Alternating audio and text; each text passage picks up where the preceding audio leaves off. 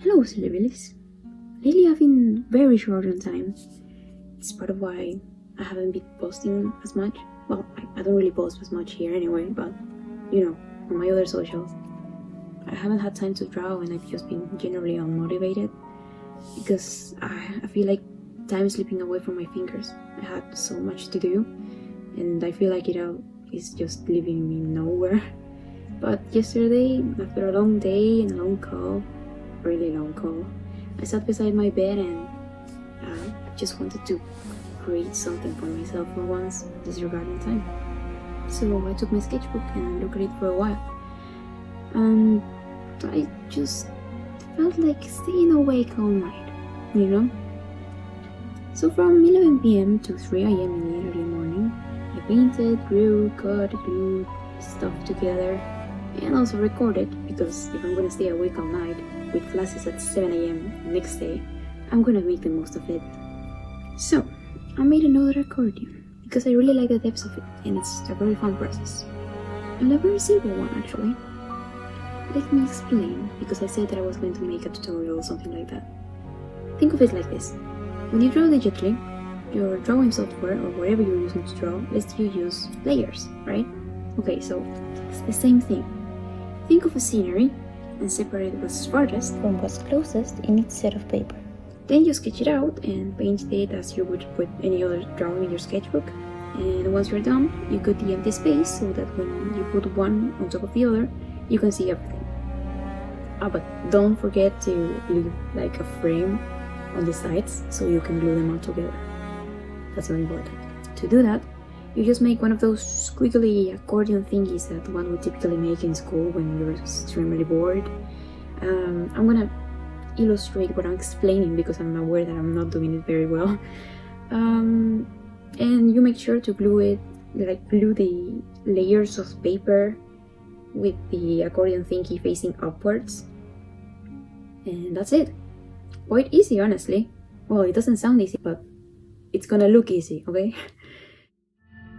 You can try this with any scene you like, honestly.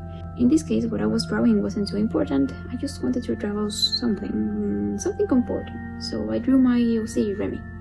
He's a character that I've had for a really long time, so he's sort of special and brings me comfort. So as I typically will do with this character, what I drew around him represents his loneliness, because that's like his thing. I usually say I don't share much about my characters, as I wish I did. So this time I'll do, since it also helps the illustration itself, I suppose. Here it goes. Remy was a shining kid who liked to help those around him. He and his sister would play in the garden of their home after school every day. He wished to cheer her up when their parents were too harsh on them. He was a very social creature who saw kindness in even the worst beings. One day, as he was playing hide and seek with his little sister, he saw a figure peeking through the woods outside of the garden. Remy knew that the kids weren't allowed to enter the woods. There were stories of a spirit always hunting. But Remy had always found a deep sadness for this creature in his readings, a strong need to listen closely and try to help the misunderstood.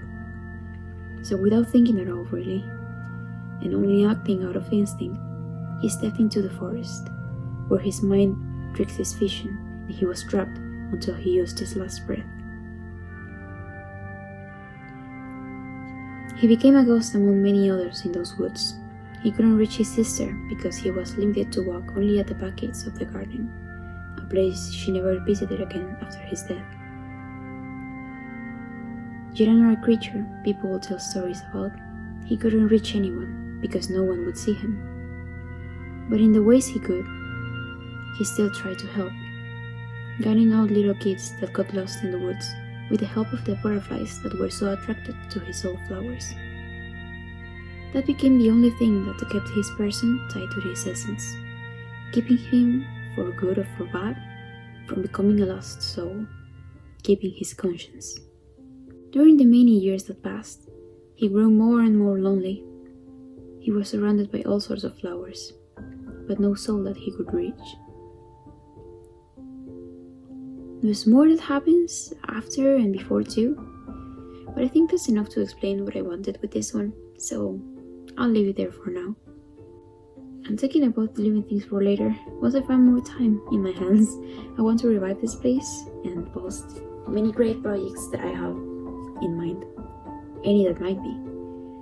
For the next one, I'm actually thinking about making a doll. I've been thinking a lot about getting into stop motion animation because it's just always been a really big inspiration for my art and a great motivation too.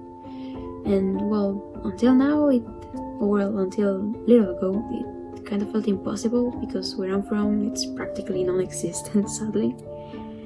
But let's be real, what's keeping me from trying? Well, I still have time. I should try, shouldn't I?